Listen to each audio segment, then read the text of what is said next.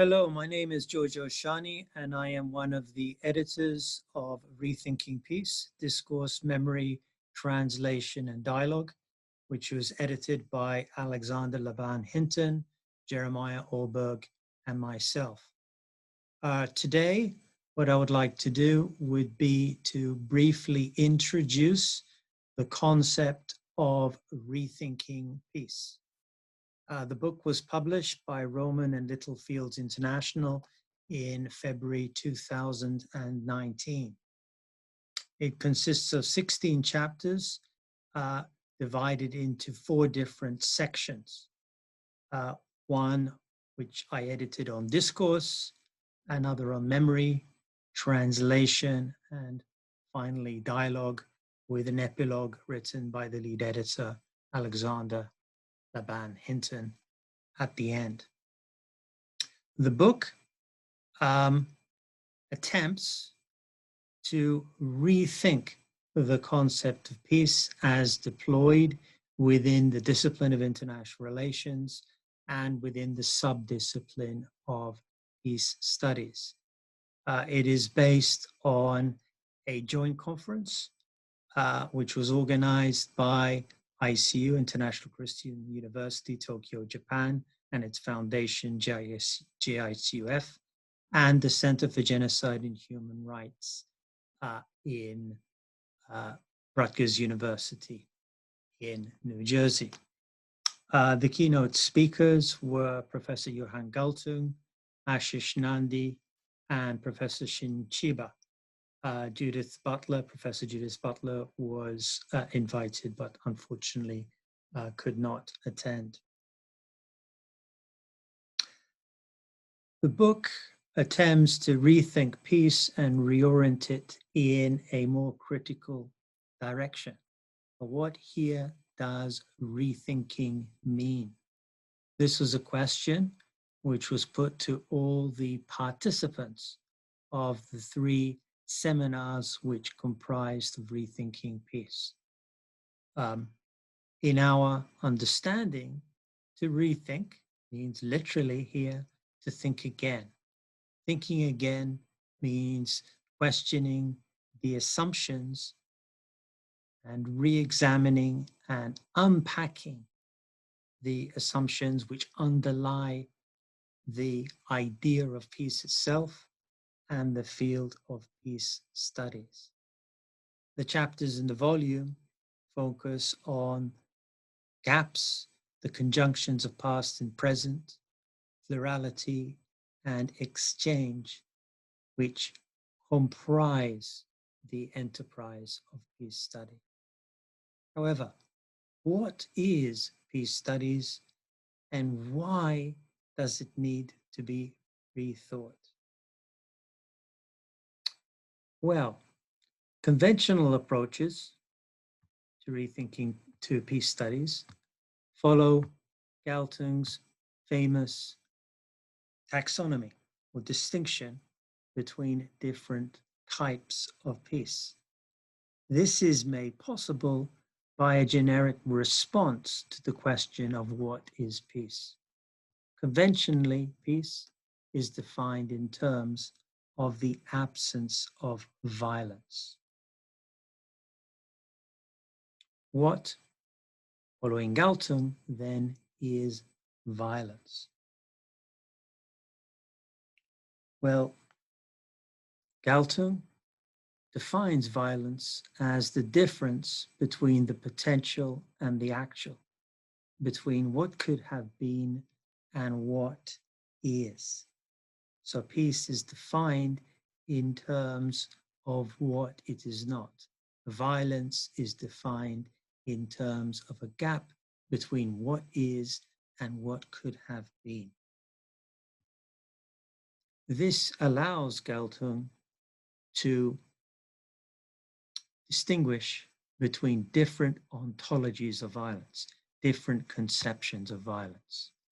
Personal violence, which is characterized when there is a direct exercise of violence by one social actor against one another, state or individual. Violence is understood as physical or direct violence, Violence is understood in terms of its intentionality and its physicality. Examples include violent conflicts, which can take place on an individual level, as well as war, which is interstate conflict. Geltung contrasts this with structural violence. So structural violence is when structures of unequal power do not allow the individual to realize her or his own potential. So examples include racial or gender discrimination, social or economic inequality, poverty, unemployment, and the lack of education. These different ontologies of violence permit us to distinguish between different approaches to peace, which have been termed negative and positive peace. So negative peace assumes a state of peace. So the assumption upon which negative peace is based is that there is security, that there is stability, that there is peace naturally, unless there is an intervention or a threat. So negative peace refers to a state of this non-violence, the absence of violent conflict between states or individuals. Violence is understood as physical or direct violence. So negative peace would be seen in terms of freedom from violent threats, which parallel understandings of the narrow approach to human security. Positive peace, however, involves not only freedom from conflict, but also a commitment to realizing social justice. Peace is seen as a project. Positive peace leads to the sensation not only of direct violence, but also of structural violence. So peace here is positive in the sense that something needs to be done in order for peace to be achieved. Peace is not assumed to be a natural state.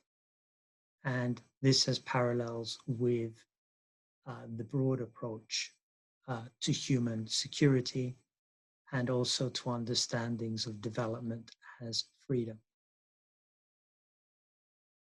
It's based on a conception of freedom which includes or encompasses not just freedom from things being done to you, but freedom to be able to do things. In this sense, it is a positive form or conception of freedom. Now, in Geltung's typology of violence, cultural violence acts as a triad, legitimizing both personal direct and structural violence. So cultural violence is done through hegemonic discourses. Hegemonic here means discourses which are accepted, which could be based on coercive or reinforced by coercive power structures, but to which people consent to. So these hegemonic discourses of religious traditions and secular ideologies which naturalize inequalities.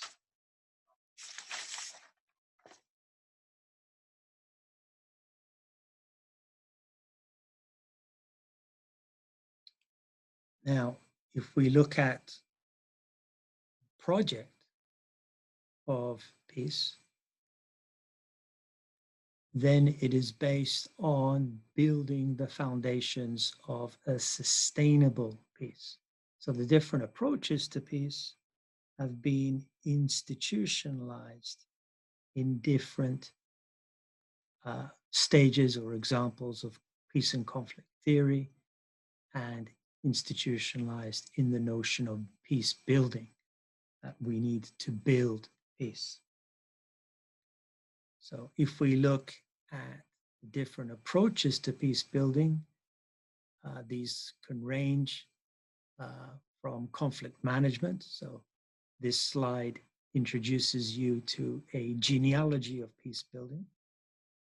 So conflict management refers here to attempts to build a negative peace, particularly in the post-war or the post-Second World War world, where threats to peace and security are determined by the Security Council of the United Nations, and where peace between warring parties is kept through peacekeeping operations or peacekeeping missions, which physically insert themselves between combatants, often with their expressed invitation.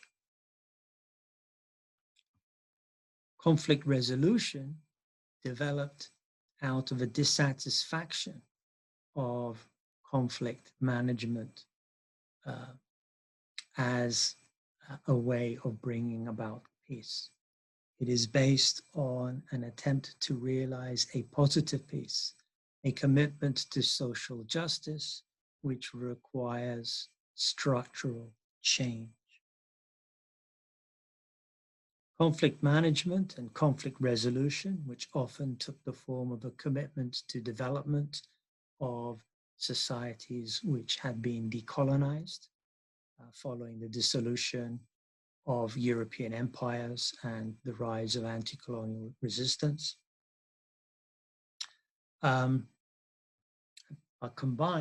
were combined by the emergence in the 1990s, following the collapse of the Soviet Union, in a hegemonic conception of peace building, which was institutionalized through the liberal peace. So the liberal peace attempted to combine or tended to achieve both a negative and positive peace through the creation of structures of liberal democracy, so liberal democratic institutional structures, multi-party elections, security sector reform, economic liberalization through the creation of a free market, which is interdependent with other markets within a global economy, and transitional justice mechanisms, which were designed to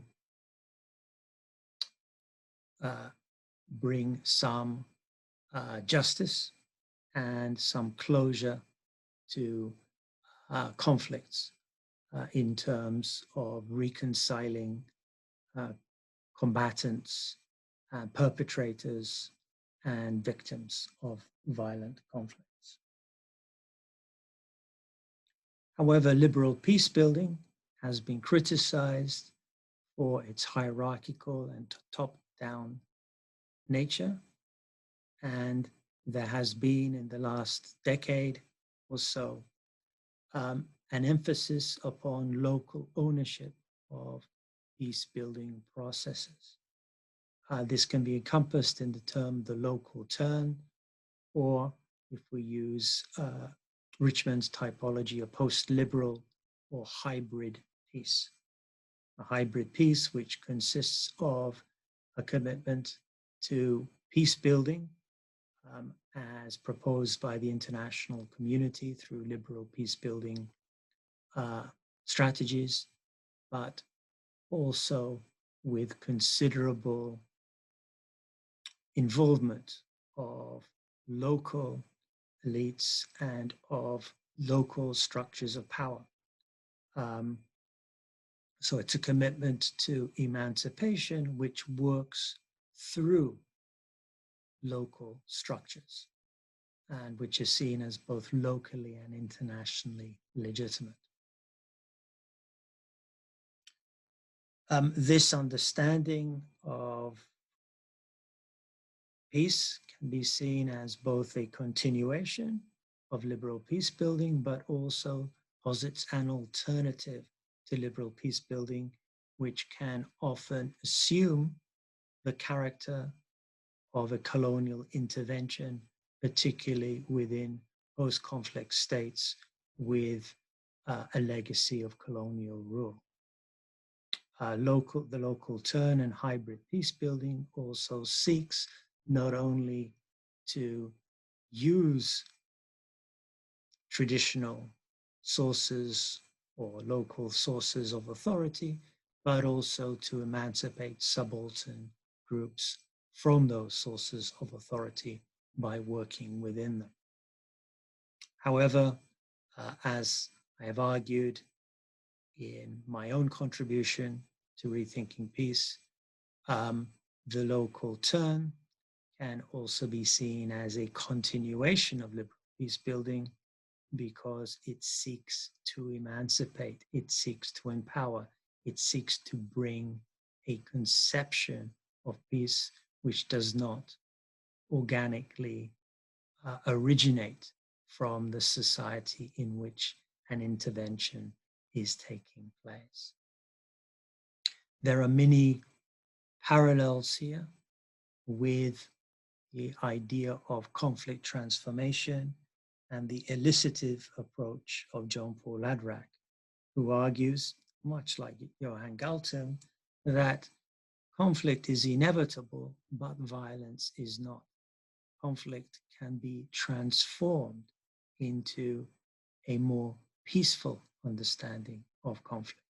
And indeed, as has been argued, liberal peace building also attempts to transform conflict from violent conflict between armed militias over different ideas or conceptions of politics into liberal democratic institutions, so into making combatants into participants into electoral and the electoral process. So the purpose here is to outline different approaches to peace building, conflict management, conflict resolution, the liberal peace, the local turn, hybrid peace building, and conflict transformation. The argument is that all of these attempts at peace building are attempts to institutionalize a negative or positive conception of peace. So, what we propose to do in the introduction to Rethinking Peace was to rethink the assumptions upon which negative and positive peace is framed, and also the different peace building strategies are institutionalized. And we isolated 4 different tendencies which can be seen to characterize and frame the discipline of peace studies. These are hypostasis, teleology, normativity, to be normative, and enterprise. So what do these tendencies mean, and how do they relate to our project of Rethinking Peace? Well, hypostasis just means to imagine something as a substance or a concrete reality. Peace, we argue, is understood in all of the approaches outlined as a thing, as something which can be achieved, as opposed to a set of multilinear dynamic processes. Peace, therefore, is objectified. We talk in terms of peace as an end goal, peace as an objective, we measure the degree of peace in a particular society. This can be seen in the work of the Institute of Economics and Peace, which operationalizes an understanding of positive peace and measures each nation state's ability to achieve a certain level of peace. So peace here is quantified, it is measured, it is seen as a thing in much the same way as the concept of development is objectified through the idea of developing states, or through human development indicators, or through ideas of measuring development in terms of gross domestic product per capita. So this objectification of peace makes peace into a thing, into something which can be realized, into a goal or an objective to be attained. Peace is not in the present. Peace is not in the here and now. Peace is not really in the everyday, although if you look at the work of Richmond and McGinty, they put forward the idea of an everyday emancipatory peace. But still, peace is seen as a thing, as something to be separated from that which is not peace. Historically, if we look at the genealogy of peace, then we can see that peace has very often been implemented by the powerful. So the peace is seen as a tool to maintain the status quo. This can be seen specifically in the idea of Pax, or the Pax Romana. Pax, in this sense, did not mean did not mean an everyday peace in which different conceptions of emancipation could be realized, but referred to the achievement and the maintenance of a status quo. So peace here is objectified. Peace is seen to have a concrete reality which can be separated from everyday life. Accompanying this understanding of peace as a thing is peace as an endpoint. So in other words, peace has, or the conventional approaches to peace, have a teleology. This is based on a linear conception of time. History is seen as a linear process ending in peace. This can be seen more specifically in ideas of liberal peace building, but also it can be seen in ideas beforehand of Marxism, which are now not as fashionable as they were in the days of the Cold War. So ideas of liberal peace building and ideas of development, which have been influenced by Marxism, posit history as a linear process, ending up with the achievement of a perpetual peace, in the words of Immanuel Kant.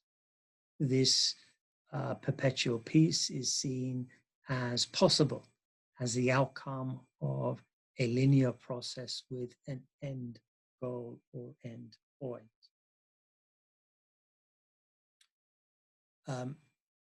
One notable manifestation of this idea of history as a linear process ending in peace can be seen in the work of George Hegel as used by Karl Marx when Hegel posited history as a process which led to the realization of a world spirit or world Geist. This would end in a stage of historical development where there would be no contradictions which characterize society. And he called this state of there being no contradictions a state here of peace, similar to the perpetual peace put forward by Immanuel Kant. If we look at the work of Karl Marx, Marx really inverts Hegel's understanding of history as this linear process, whereas Hegel believed that it was a linear process in which historical periods crystallized around ideas. Marx looked at the material conditions which made these ideas possible. And he saw within liberal democratic societies what we understand as capitalist societies. This is the term he coined. That capitalism masks contradictions based on class. Therefore, only the transition to socialism can bring peace. The choice, as Marx put it over a century and a half ago, was between socialism or barbarism. Francis Fukuyama,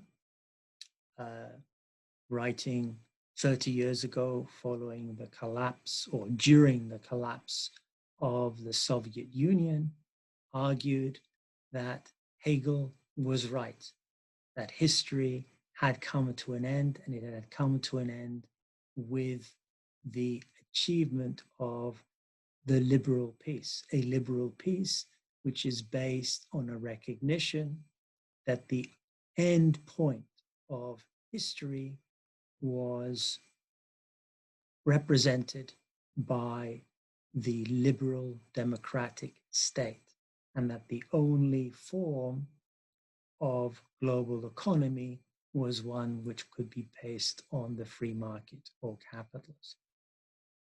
So this is an extreme example of history being a linear process ending in peace. This is seen as teleological, and it's opposed to peace being open and multi-directional. Understandings of an open peace will mean that we don't know what peace is, that peace can go in different directions. Peace for some can be a form of violence for others. And I would like to suggest that this linear conception or teleological conception of peace is linked to a certain cosmology or worldview. We briefly mentioned the work of Immanuel Kant, George Hegel, and Karl Marx. Well, these are philosophers who are associated with the Enlightenment, with Enlightenment thought.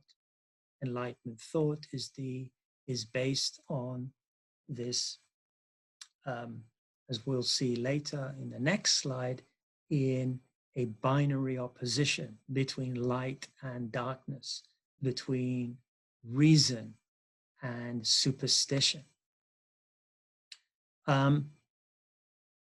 Enlightenment thought supplanted the dominant modes of thought within Europe, which were based on a cosmology which was crystallized through the religion of Christianity.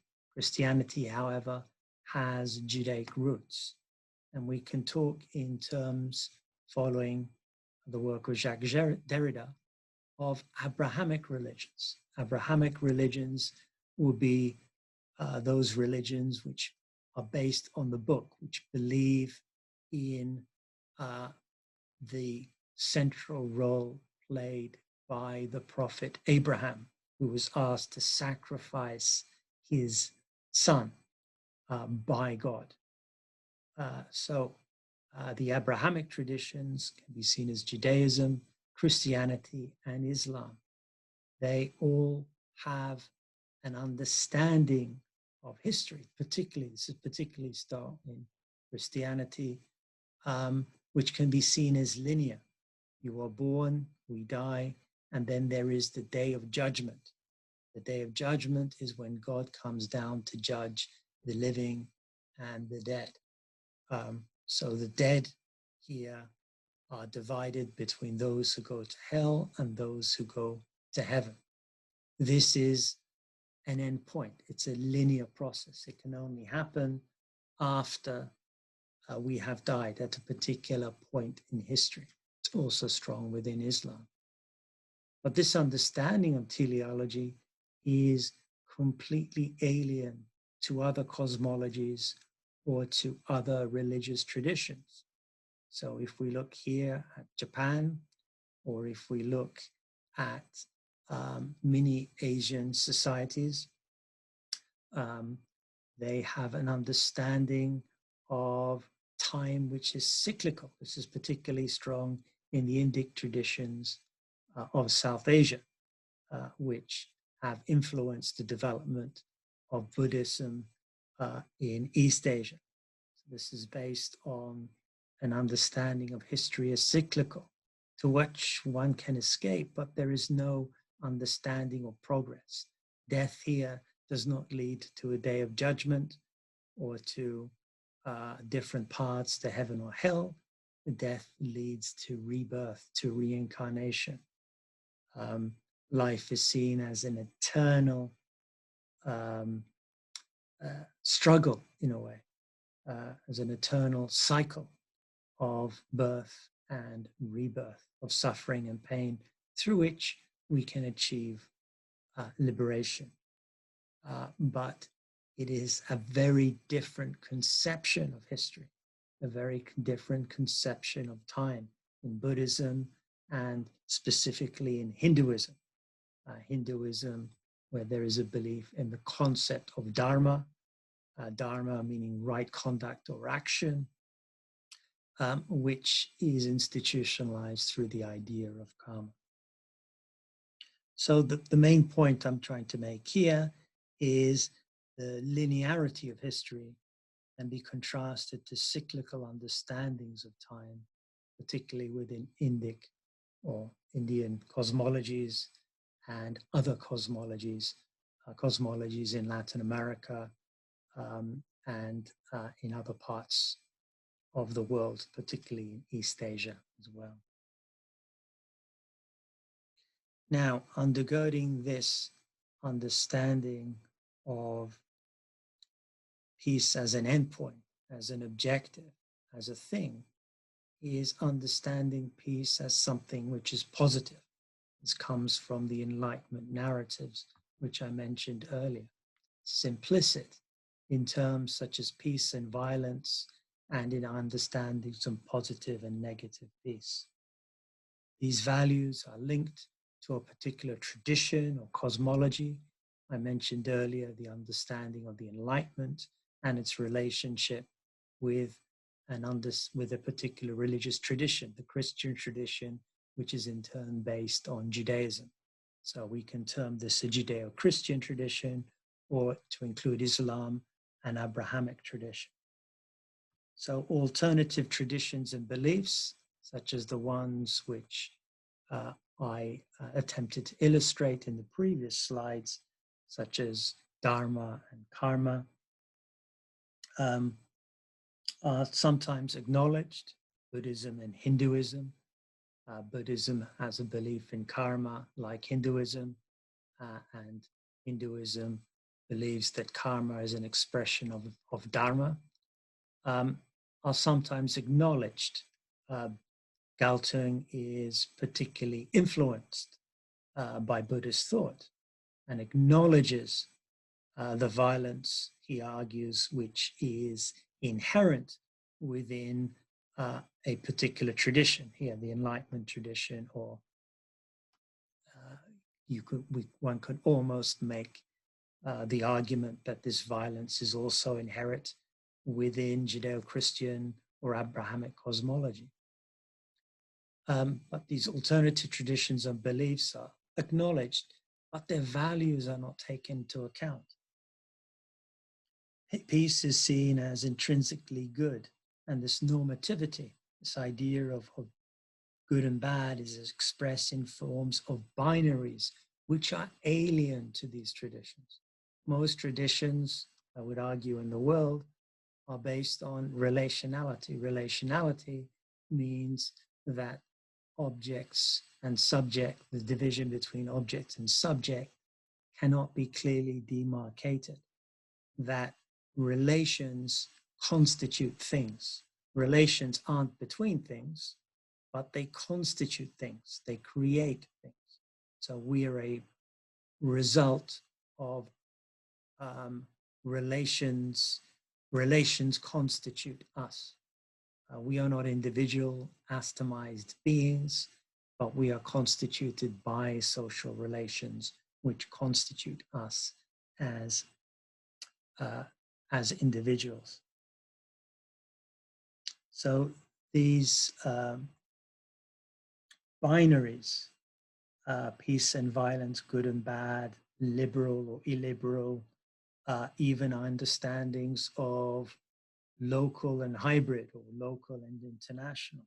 These are fundamentally alien to arguably the majority of mankind. And these normative structures are particular to Enlightenment thought and arguably to the Judeo-Christian traditions. So, for example, in Taoism, arguably also within Buddhism and Hinduism, it is very difficult to, if not impossible, to separate self and other. The other is in the self is in the other. And there are many parallels here between Buddhist thinking, Taoist thinking, and also thinking of peoples in the Amazonian region of Latin America, and also the phenomenological tradition of Europe, as put forward by Hartmut Baer in his chapter in Rethinking Peace.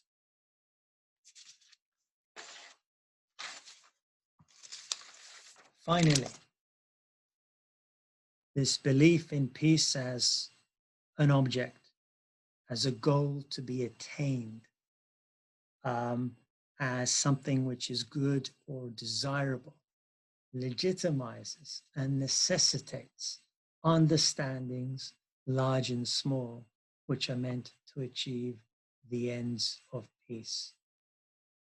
These are ones of a particular sort which accord with the teleology and normative goals. So this teleology is this idea that we're going from darkness to light, from violence to a state of peace.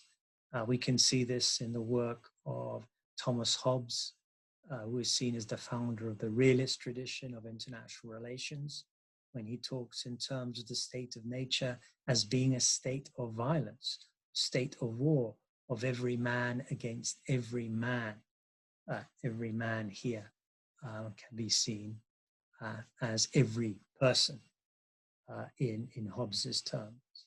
Now, this state of peace can only be brought about through surrendering our natural rights to liberty to a Leviathan. Leviathan is seen as it actually takes its name from the biblical sea monster, but the Leviathan is seen as an embryonic state, which can guarantee our security at the expense of our liberty. This security leads to the achievement of peace. So the example here from Hobbes is to show this teleology, this movement from a state of nature, which is a state of violence, to a state of peace. This state of peace is the peace and security which is afforded by the existence of the Leviathan, by the existence of a state which is able to maintain peace through order. This can also be seen in the work of Hegel when he looks at human history as the unfolding of the world spirit, which would lead to Kant's understanding of a perpetual peace in the achievement of a historical period without any contradictions. So Kant, of course, talks in terms of the possibility of a perpetual peace. This is always somewhere in the future. But this future, this goal needs to be attained. And in order to be attained, we need to do something about it. This is what enterprise means. So very often, this understanding of a perpetual peace, this understanding of the realization of a historical period where there are no contradictions, understandings of freedom, of peace, of justice can only be brought about through intervention. Intervention by others, by strangers, in order to achieve negative peace and development, in order to achieve positive peace. So even if we look at development, within Japanese, we can make a distinction between haten and kaihatsu. Haten is a process of immanence, of development will be the progress, internal progress towards a particular goal. Kaihatsu has the sense of intentionality and externality. So here, development may be seen as necessary in order to achieve positive peace. The provision of education, of schools, may be seen as necessary in order to maintain or to a sustainable peace where people can see the choices which are available to them. This is the parallel with the literature on development and on empowerment. But the understanding here is always there is a necessity of some form of intervention, some form of movement, some sort of form of enterprise. And often these enterprises may be accompanied by violence. So humanitarian intervention can only be, in many cases, accomplished through the use of force, to prevent genocide, through the use of force to prevent large-scale ethnic cleansing, as in Kosovo, potentially in Bosnia. The alternative here is to do nothing, which is genocide, as seen in Rwanda in 1994. Even the achievement of positive peace, development, economic development, even human development through the creation of schools and hospitals, as well as a sustainable market economy, can only be accomplished by violence against nature. If you look at electrification, if you look at the provision of even clean water through dam systems, this is accomplished through deforestation. This is accomplished through violence against nature. Nature is objectified, is seen as a resource which can be used by human beings in order to achieve the ends of peace. So we can make a distinction here between understandings of peace which are based on a negative peace, in which intervention may be necessary and is often accompanied by violence in a direct or personal sense, or threats of violence, and enterprises which are designed to create a sustainable, positive peace, which is often accompanied by violence against nature or violence against elites who perhaps may not, who perhaps benefit from unequal structures of power. The argument here is that peace, in many senses, legitimizes the use of violence and cannot be seen as separate from violence. Peace and violence exist as a relation with one another. Peace cannot be separated from it, cannot be seen as an object, cannot be objectified as a thing. By way of conclusion,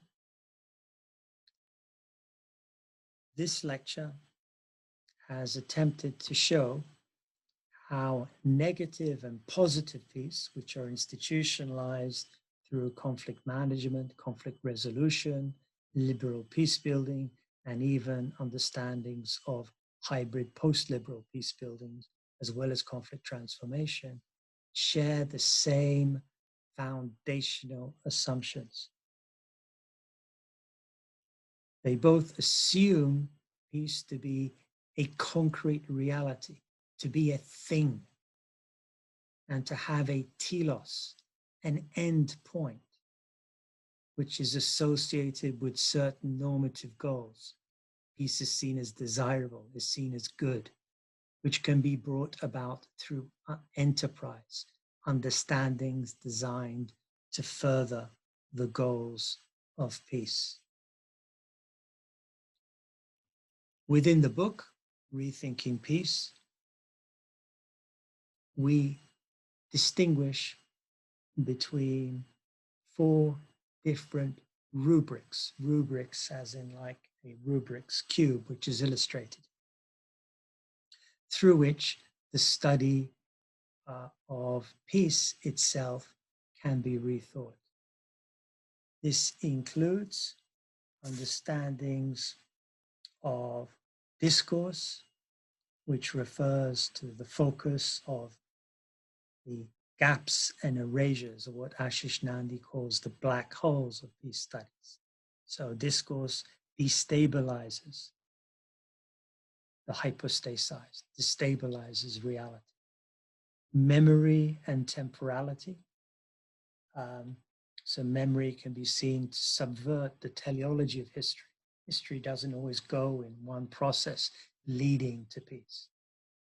Understandings of peace can coexist with understandings of violence. And this can make up the fabric of everyday life. So memory interrupts the teleology. Translation. So translation refers to how values through the process of translation can transform themselves. Translation involves here a transformation, which itself emphasizes plurality and leads to a form of the potential for dialogue, conversations between different conceptions here of peace, which is not based on teleology, which is not based on the understanding of peace as an objective or as an endpoint or as a thing or even as something which is inherently good. So this will be the subject of the next lecture, so we will be looking at ways in which peace can be rethought. But please note, rethinking does not mean thinking about better ways to bring about peace. Thinking about better ways to bring about peace objectifies peace. And this is a form of hypostatus. And involved in this objectification is a commitment to teleology, understanding peace as an end point. it's also based on a normative assumption, which is peace is something which is good. And this legitimizes enterprise which has undertakings designed to achieve peace. Thank you very much. Please read the chapters to Rethinking Peace if you find this lecture of interest. Thank you.